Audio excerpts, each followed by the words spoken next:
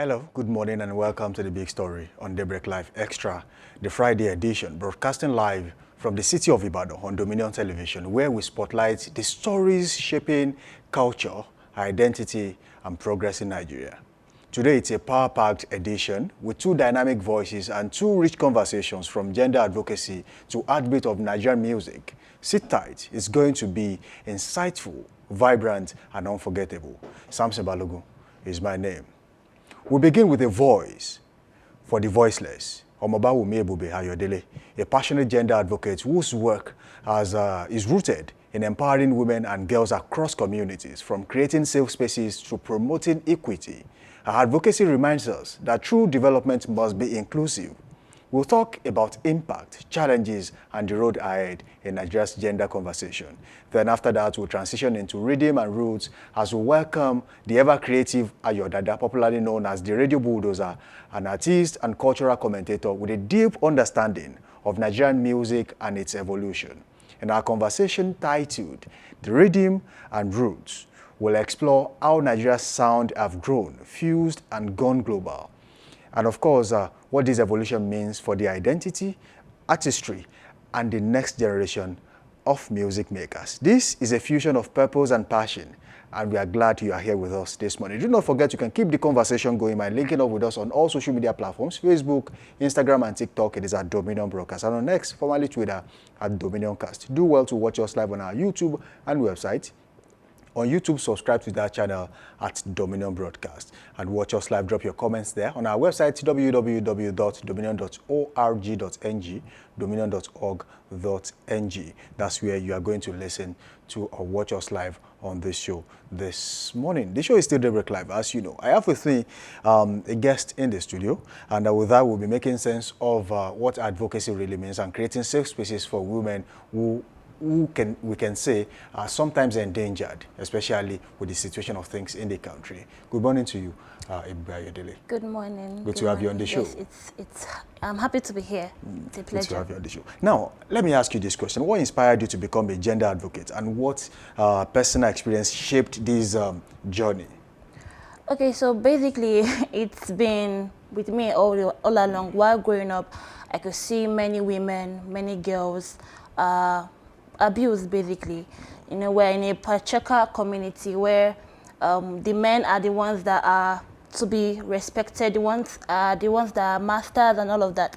And, you know, this kind of shaped me to be in this area, because while growing up, we see girls they have a dream, but basically they try to make them, they try to create a mindset that they should be How to submit to those dreams once they are married. Submissive and all of that. So these are some of the things, and I grew up into creating that different mindset that a woman should have a voice. A woman can be who she wants to be. A woman can have the dreams. She can be what that man wants to be also. So there's no discrimination. So how long have you been doing this? Okay, I would say roughly, I've been in this all along, but roughly, fully, I've been in this for about 4 years. 4 years. Now, let me ask you, it's a question that so many people would want to ask you. From business, administration to entrepreneurship, and now gender advocacy, how has your academic journey influenced your work, and then with women and girls? Okay, so how did you transition from all this? Do you still combine all these three together, or you have been able to transition from one to the other over time? Okay, so basically, yes, I still love business. It has been a passion from when I was a young person. It has been something that has been part of me, but I transitioned into this. It's all linked together, actually. There's a part of entrepreneurship that talks about social entrepreneurship, where you're able to reach out to people and all of that. So it's all linked together, in which I'm able to do my business. I'm able to, the skills I've learned, you know, communication, things like that, able to make people understand these things. So it's all linked together. Now, can you walk us through what your role is as an assistant program manager at the Women's Safe House Sustenance Initiative? Okay, so at Women's Safe House, we are a non-governmental organization that is focused on eradicating gender-based violence across women and girls. Okay. And this cuts across advocacy, where we reach out to women We go to marketplaces, hospitals, schools, just to create awareness, because we realize that many women don't know about these things. Fine, there's a whole lot of increase in domestic violence here and there, but still many women, they don't know even the signs. They don't know, okay, this thing I'm experiencing is actually gender-based violence, and they don't even know where to go to. So those are some of the things we're doing in Women's Safe House. Also, we also do psychosocial support to women, where we offer counseling, we offer legal assistance to women and things like that. So my role cut across all of this, managing programs, ensuring that these programs go well, and also we are focusing and reaching the right people in this regard.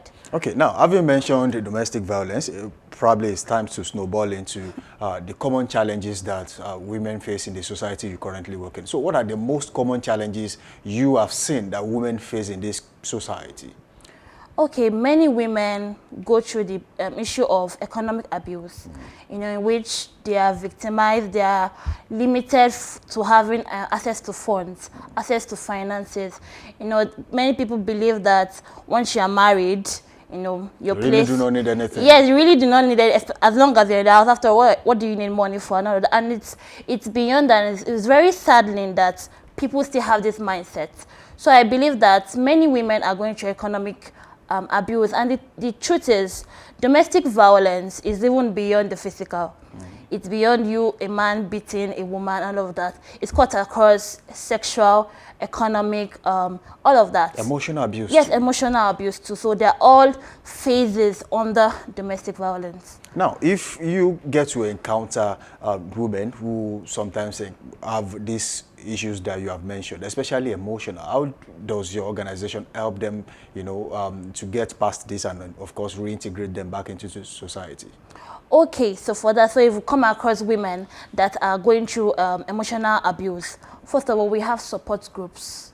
We try to have a conversation with them first, try to get to know at what point are they right now, because there's a cycle of violence, Okay. where it comes from the honeymoon stage to the tension stage to the explosion stage. So we get to know at what point are they in the cycle of violence. So we know what are their needs, because sometimes you may feel, oh, the woman needs money, but actually she needs something else. Maybe she just needs someone to talk to. Attention. Yes, attention. So we try to identify the woman's need at that point, and we have several support groups that we use to encourage these women. Okay, now let's still talk about the challenges women face in the society. People will always look at the angle of the government in all of this. So, since you have been in this, has there ever been a role played that you have noticed? Has there ever been a role being played by the government to make sure that women really are not the victims in our society? Of course, yeah. The government had actually put in place the VAP law, in which that was brought out about, I think 2015, the VAP law, the VAC Act, sorry, and also Oyo State adopted that law into practice, where, if you look through the VAP law, there are lots of laws that, support the woman. There are laws against spiritual battery, there are laws against economic abuse, and all of that, but just that many people don't even still know this law. So I feel that if many people are come to realization of this law, they'll be able to defend themselves and know their rights. Okay, now, are there any success stories or breakthrough moments in what you do at your organization that you feel proud of at this point, like, oh, I think we are doing the right thing? Okay, yes, we have a lot of success stories. First of all, I would say that our shelter is a success story. You have a shelter where you keep people who are... Yes, yes. So our shelter is a place where we accommodate women, so for a limited period of time. So because I realize that many organizations in Nigeria don't have a shelter. That's the truth, because of the... It's just being done on paper. Yes, yeah, it's just being done on paper. They will just say they have it, but having a shelter is very demanding. It's very demanding, and it takes a whole lot of courage to go into that area and say you want to actually provide a shelter. So one of our successes, I would say, is having a shelter, and also we have a helpline that cuts across Nigeria. Okay. You know, we get calls all over Nigeria, and recently I would say that we were launched on the One Box Google for domestic violence in Nigeria. So I would say that's a success story, because right now we get calls from everywhere in Nigeria, and we are at that point where somebody needs help, because the helpline cuts across suicide, it cuts across pregnancy, abortion, it cuts across domestic violence, all forms of domestic violence. So I will just stop there. Okay, now it's actually interesting because so many organizations, like you mentioned, do not have shelter for their people. But then I want to put it this way. You know, we have seen women who are actually endangered in their marriages. Some are not even in marriages; they are in their parents' home, and of course they have challenges. But the point is, sometimes you want to help them, but they don't want to be helped. So how do you do it in your organization to make sure that they don't end up being, you know, where they don't want to be, especially when you have tried to help and then you realize the fact that I don't think this person needs help? Well, for that, the truth is that you have to always seek consent. You know, you see women who actually, they get abused, but then they always go back to the same marriage. Yeah. Yeah, so for that scenario you placed now, it's of the mind, actually. You know, domestic violence, like I said earlier, it doesn't happen in a day. It's something that has, you know, happened gradually over the years, and especially if someone has been gaslighted, you know, it happens gradually to the extent that the person does not even know, they lose their identity in that regard. So it's a whole lot of work, because sometimes people even reach out on the behalf of other people that, oh, I know this person is going through violence and I don't know how you can help. And then we actually reach out to the person like, oh, nothing is happening to me, my family is fine, we are very happily married, and things like that. So it's a whole lot of challenge, because many of these women, they have accepted violence as a norm for them. I once encountered a woman who mentioned that if the husband does not beat her, she doesn't feel loved. I mean, have you encountered women of this nature? Yes, we have. We have encountered women in that nature, where they have normalized abuse to be a fun thing, basically, and, you know, a sign of also love. And I always say that things like that is because they have probably gone through trauma as a child, you know, unhealed trauma. Constantly, probably their fathers beat their mothers, you know, and they saw this thing happen, you know, all along, all through their childhood into adulthood. So it becomes a norm, and many people all disregard the influence of that trauma in children, because they feel, oh, they are young, they cannot, you know, really remember. But the truth is that the child's mind is very, very sharp. Yes, very sharp. They will remember these things, and one way or the other, it has an impact on them.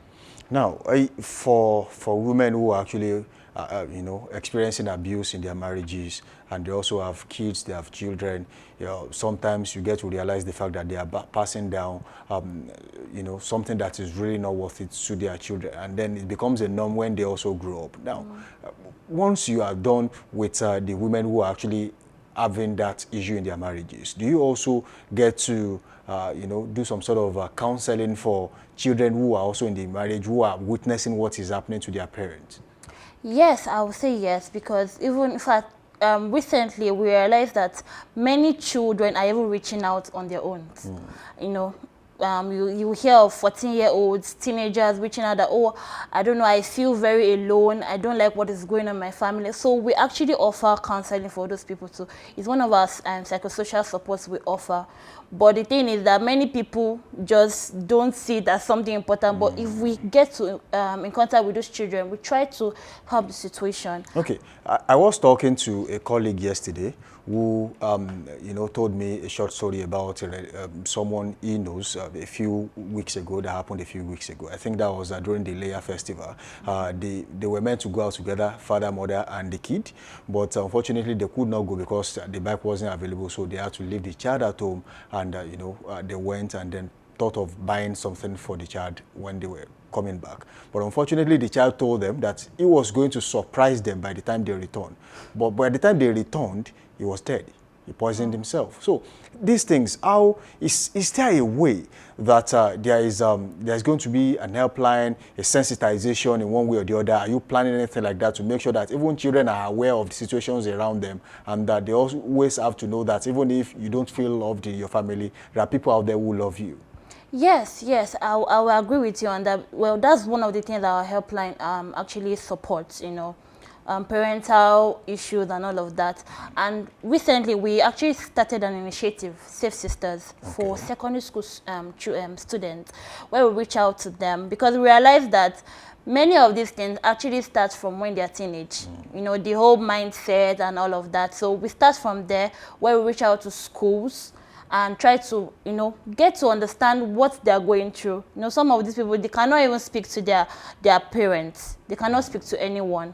But if they have a safe space where they can open themselves up to and not just be themselves. So that's why we created that space where, you know, secondary school children can actually talk, and we also explain to them these things so that when they see the signs, they understand it and know how to seek help. Now, when we talk about, we have several kinds of abuses, like you rightly mentioned earlier. Which one of this is most prevalent, you know, in the society you currently work in?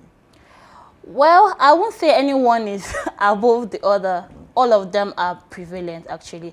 If you talk about domestic abuse, it's, in fact, almost every day, a woman out of, you know, there's a statistics that out of 5 women, 3 women have gone through domestic abuse, you know, so it's something that is happening. There's economic abuse where it deals with the finances and all that. There's even one that is recently discovered and is alarming even in our society, which is technology facilitated abuse, where people through our smartwatches, through social media, cyberbullying and things like that. So there is really no one that is more prevalent than the other. They're all, you know. Okay. Now, talking about abuse in the society, since you started this, with your experience, do you think we are on the upward trajectory in terms of reduction, or maybe, you know, it's still the same way it is that you have always known? Or you think, oh, in the next few years, you feel your organization and a few organizations out there who are doing the same thing as you do, who, you know, have success stories as regards reduction of abuse in our society? Yes, well, there has been a lot of work that has been done on this, because through advocacy, and you will notice that there's a lot of advocacy now. You know, people are getting to explain these things, even down to the grassroots, women or even men, you know, people that are in those critical positions like landlords, you know, people like that. So it's a whole lot of work. I won't say that it has been reduced, because it's still happening. But I would say that it is better than before. Actually, there's a progress, because the laws have been put in place and people are actually getting justice. You know, if you look at various cases this year have gotten justice, you know, so it's just a work in progress. You know, we'll keep on hoping for the best. Okay, now let's talk about gender equality in our society. How would you rate gender equality in the society right now in Nigeria? I feel that many people do not really understand gender equality, because if you just write gender equality now on social media, you will see how a lot of people will come up and try to attack you because people don't understand it. Gender equality is basically you saying that if a woman is if a woman and a man are in this have the same qualifications, or they have the same opportunity, they should be given the same opportunities. Not that one because she's a girl, she should not, you know, go to school, or because she's going to get married, there's no need of you wasting your money and all that. So gender equality is basically you offering the same opportunities to both genders, not you discriminating one over the other. Now, I was talking to a colleague just yesterday too. We had a lot of you know, things to discuss, and then we talked about a lady who got a job, a lucrative job at that, and then there was a clause in the contract she was sent. Oh, you cannot get married in the next 5 years. You cannot have kids in the next 5 years. So if you are not willing to sign this contract, you should notify us so that we can get someone else to fill the position. I mean, how do you feel when you get to hear these things happening in the society? It just shows that many people are still like, they've not really understood this thing. And that's why I'm very happy that recently, I think in the police force, because I think previously in the police force. I'm not sure. I think if a woman gets pregnant or something, and she's not married, there's a punishment, or I think they will eliminate her or something. But now, at least they have passed that law that police officers can get pregnant and things like that. There's no need of no crime. Yeah. It's not a crime getting and pregnant, all of that. actually. So it all explains that many people are still narrow-minded, in this regard, and they've not understood, gender equality. So if a employer understands gender equality, he will not, put that particular clause in that job offer. Okay, now very quickly, let me take this particular story. We have, references to make this morning. In Ogun State, 6 pregnant Ogun Amotekun recruits dismissed over health concerns, and it's actually got to a state where some of them were actually pregnant. So should it get to this stage where they get removed from the call just because, they are pregnant? Well, it shouldn't actually. It still falls back to, we're in a patriarchal society where the man is already put above the woman, So that's just how it is. Okay, now, there was a story on the pages of the newspaper, I think day before yesterday, overnight, till yesterday, where a police officer had an issue with the wife and then beat the wife black and blue. And the argument was that, they were fighting over school fee. Now, should it get to a stage where, men and women, especially in our society, get to this stage where they get beaten just because, of responsibilities? Do you experience this often, where responsibilities in the home becomes a problem and then becomes a fight between the husband and the wife? Well, I will start by saying, answering that, I'll start by saying that there's a difference between the house and the home. And the home shouldn't be a place where there's violence. No matter what the situation is, it shouldn't get to a point where, you're having to beat your partner over, probably paying of school fees or because of the needs. There are ways to address these issues. There are ways to have conversations. And even if one of the partners are having issues, there are ways to, sit down as a couple and sort out these things. So I feel that it shouldn't get to violence, actually. There are several ways to, solve these situations. Now, very quickly, has there ever been a time where you find a woman who is being abused in the marriage and then you counsel them and then they go back to the same marriage?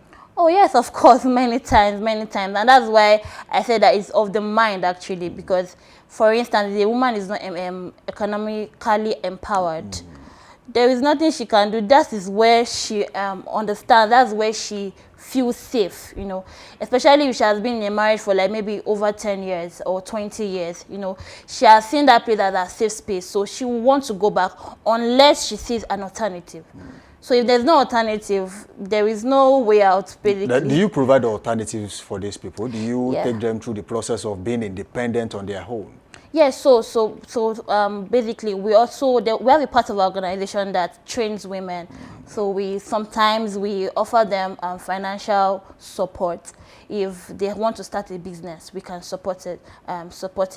Or if they have a job, if they have some skills, maybe qualifications, we try to see if we can get a job for them and all of that. So sometimes we actually do that, but it still falls back to the fact if the woman is interested, because we're very big on consent. So if we want to help this particular set of women and they're holding back or they're withdrawing, there's really nothing we can do. Okay, now very quickly, in your opinion, what are the key policies and societal changes you think we truly need to protect and empower women and girls in this society? I feel that we should have more advocacy, spread it out more. More advocacy will actually solve the problem, because if down to a 10-year-old girl, she understands these things, there will be a whole lot of work that has been done, to reduce this increase in domestic violence. Okay. Also, how do you address pushbacks, which we talk, and cultural resistance? Has there ever been a time where culturally you have victims that really do not want to be helped because their culture do not allow it, or probably religion, or one way or the other? Well, yes, we have encountered cases like that, because there are times when women reach out to us and probably their husbands or their partners have abused them. So they are basically concerned about, what will people say, who have been married together for a long time. You know, people are so bothered about social media these days, you know, posting online and all of that. So there's the cultural part of it, you know, the societal culture that, oh, the way a marriage should be and all of that, a relationship should be. So if it's not falling that line, you want, because of the victimization and things like that. Also, there's the culture of, there are many cultures, I think this cut across many cultures and religions, where they feel that the woman should be loyal, and you know, it's the place of the woman to always apologize even when she's not at fault.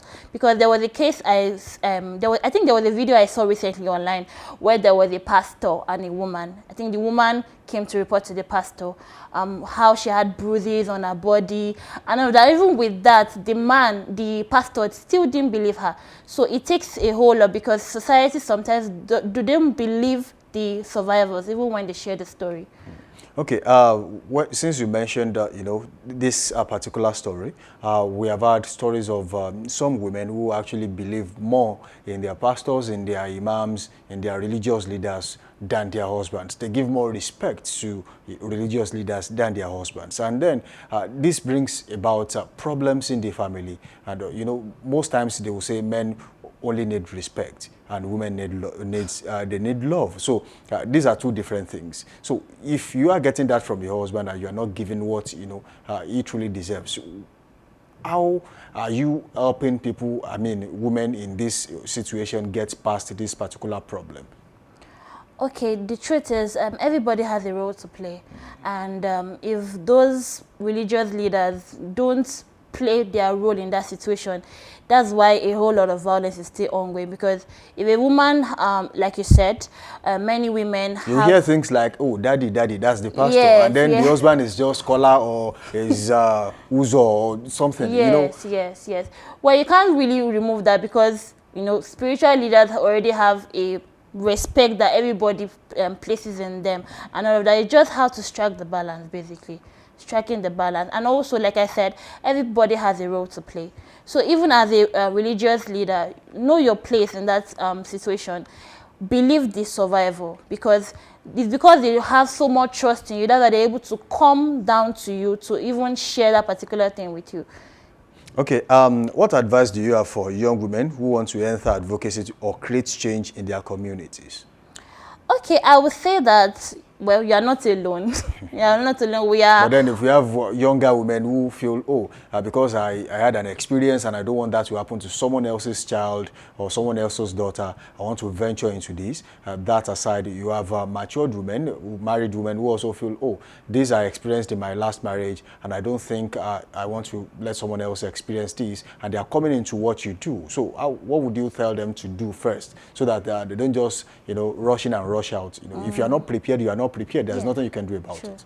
True. So I would say, firstly, understand the whole thing on that, because many people still don't understand what gender-based violence is. You know, many people still think it's all about girl, you know, or, the female and male thing. So understand what gender-based violence is, and also there are lots of mentorship programs you can join, because even us in our organization, we have mentorship programs we run for people that want to be gender advocates, that people that want to go into this space. So we take them through from the beginning to, you know, to when they're able to stand on their own.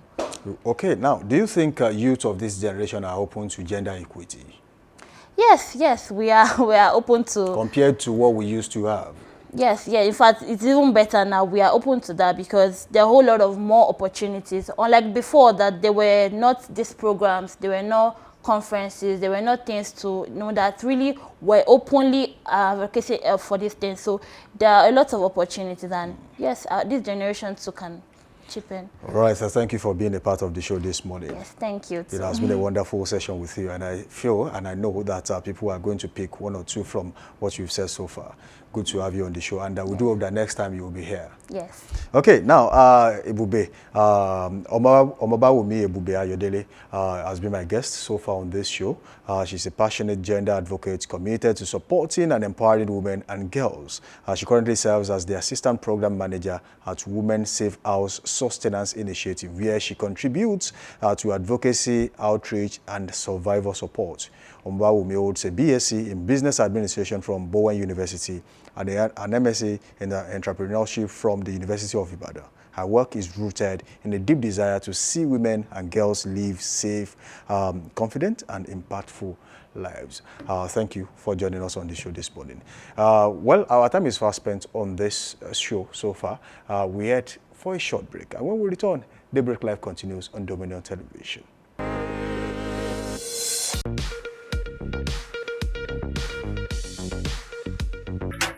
All right, welcome back from that short break. The show is still Daybreak Live Extra right here on Dominion Television Ibadan, your channel of choice where inspiration meets entertainment. We told you that we'll transition into rhythm and roots as we welcome the ever-creative Ayo Dada, the popularly known as the Radio Bulldozer, an artist and cultural commentator with a deep understanding of Nigerian music and its evolution.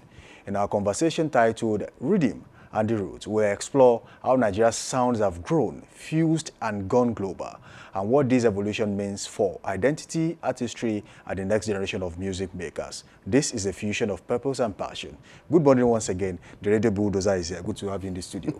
Thank you very much. I'm glad to be here today, and you know, it's a beautiful environment. So here we are. We are dominating. Let's pitch you, the Radio Bulldozer. Okay, well, my name is Ayo Dada, and you call me the Radio Bulldozer. I am an artist. I'm talking about musical artist, you know, blending Afrobeat and electronic and alternative sound to create music that moves the body and soul. You know? So basically, it's more of Afro-conscious storytelling, you know, that deals with more of our culture, basically. So what inspired your stage name, the Radio Bulldozer? Okay, you know, the bulldozer, you know the work of a bulldozer, right? And then, you know, when we say radio, I've been on air for like close to more than 20 years now. And what actually brought me to radio was my music. I actually came to drop my CD, you know, back then in 2002. You know, at the Broadcasting Corporation of Ayo State, and then suddenly, someone just said, "You sound so nice. You can come in and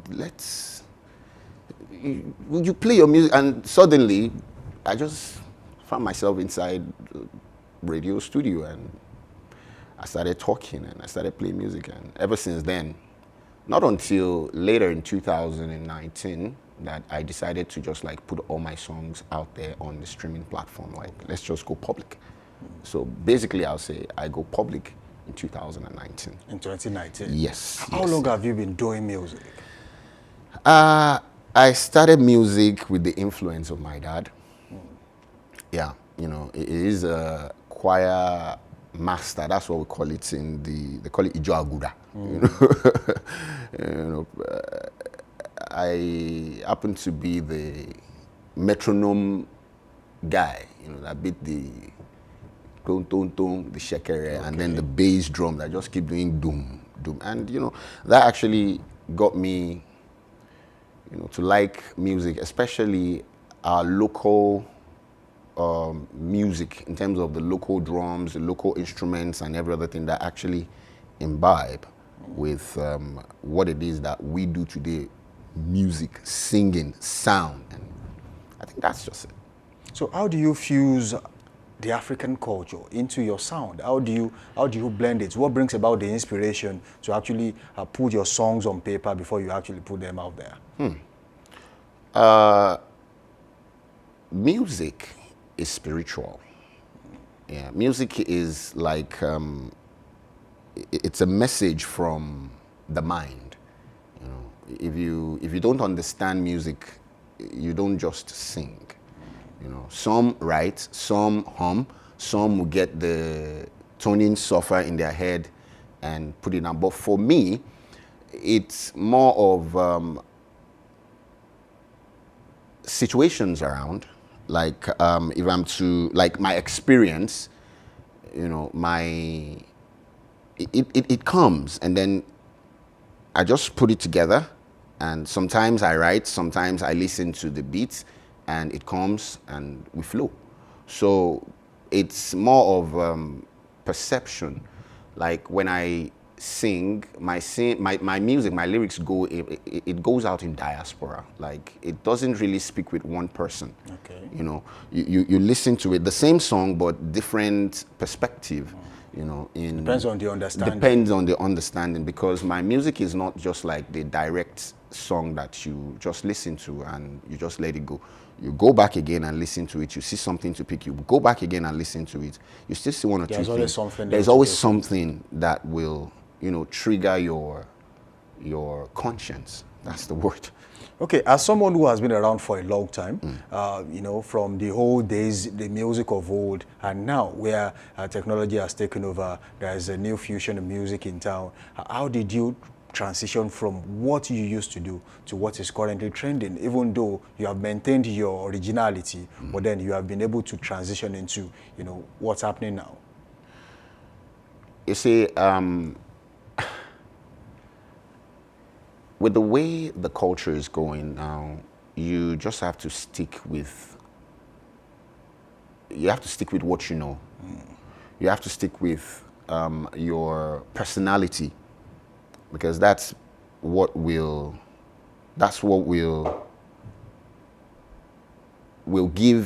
show your audience or your fans who you really are. You know, if you look at the likes of King Sunny Ade, the likes of Ebenezer Obey, you'll be wondering what is keeping them up till date is their personality. They never lose form. So if you tend to look at who Radio Bulldozer is a guy that kind of understands sound in his own, you know, level, I would like to put it that way, with listening to the likes of Fela, on not just listening to them, understanding their personality and how they were able to withstand the cultural pressure, and that alone has been my inspiration, you know, holding things down. And it's not like maybe I'm literally looking for fame. I'm not singing for fame. I'm a messenger, you know, like I deliver what it is that I've been given to in my mind to let out, because I believe that I'm not just doing this for myself. I'm doing it for, you know, the general world at large, who feel like they want to, they're looking for something much more than what it is that we are listening to today. Okay, now Afrobeat, Afropop, different names, but Afro remains. Afro remains, yes. It's still Afro. Yes. And you know, it has gone global over time. In the last few years, you know, we have had artists like Burna Boy, right, Davido, Wizkid, and a host of others who have done, you know, Nigeria proud on the African scene and of course on the world at large. But then, has it affected our originality? And what are artists like you doing to preserve originality of African culture, African music, and of course music in general? Be real. Be yourself. Be authentic. You know, the Western world are looking for originality. I like to use the Western word. They're looking for originality, and if you don't know how to hold on tight to what it is that you are meant to do in the music scene or in the entertainment scene, you might end up, you know, not getting the result and not even reaching the larger audience at which you're actually looking out for. So I believe that one thing is just be original. No matter how hard it is, be original, because the world will want to change you. The world will want to tell you, oh, sing for the girls, oh, sing for this, sing for that, oh, sing emotional and all. But if you truly know your calling, I believe that just be original. Okay, very quickly before we go, yes, sir. How many of your materials are out there, and where can they find them? Okay, my songs are on all streaming platforms online. I have 3 albums out. 3 albums out there. And I'm not the type that drops single, like, you know, okay, drop single. I like to put together all my projects, you know, for the year, and then put it out there. Just put it out there. So all in one, maybe 7 tracks, 8 tracks, 6 tracks, depends. Like right now I'm working on another album. So on what platforms can they find I this? can it's all streaming platforms, Just look for Spotify. the Radio Bulldozer, Yes, just you find it radio. Then you type the radio, then Bulldozer. You get everything that you really want about me on Spotify, on Amazon, on YouTube, all streaming platforms. So We are how there. can they reach out to the Radio Bulldozer? Okay, you can check me out on social media, and that's Radio Bulldozer, Instagram and TikTok, Radio Bulldozer 6, and on Facebook as well, Radio Bulldozer. Thank you, Radio Bulldozer, for joining us in the studio this morning. My pleasure. It's been a wonderful session with you. Same here. We are still going to have a longer conversation, maybe some other time on another show, but of course, this conversation has not ended. Thank you very much. Thank you for joining us. You are welcome. All right, and that's where we draw the curtain on today's big story on Daybreak Live Extra Friday edition. From Ebube Ayodele's bold advocacy for women and girls to the Radio Bulldozer's deep dive into the soundscape of Nigerian music. We have seen how voices, whether spoken or sung, can shape societies, challenge norms, and spark movements. Thank you to our incredible guests in the studio this morning for their authenticity and insight, and to you, our viewers out there, for tuning in to another powerful edition. Remember, every Friday we go deeper, listen closer, and tell the stories that matter most. Until next time, I am Samson Balogun, signing off from Dominion Television Ibadan, where every story finds its voice. Bye for now.